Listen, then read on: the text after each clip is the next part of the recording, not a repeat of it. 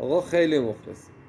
یه توضیح بدم در مورد خودروهای 405 معمولی و سمندای معمولی.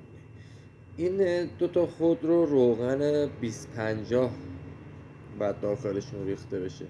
گریدی هم که تو دفترچه اینا نوشته شده SL. حالا اگه یکی دوست داشت درجات بالاتر رو بریزه مثل SM یا SN، اون دیگه اختیاریه، ولی شما باید SL بریزید. حالا برای کسایی که روغن SL میخوان یه تخفیف ویژه گذاشتیم. 16,000 ایرانول به اضافه یه دونه فیلتر روغن و یک فیلتر هوا، جمعاً 490,000 تومان. برای سفارش تو شماره‌ای که تو کپشن هست میتونید به شماره‌ای که تو کپشن هست پیام بدین، حمایل کنید براتون ارسال بشه. یه دونه 16,000، یه فیلتر روغن، یه فیلتر هوا، تقدیمتون میکنیم 490,000 تومان. امیدوارم که حالش رو ببرید. پیام بدید، در خدمتتون هستم.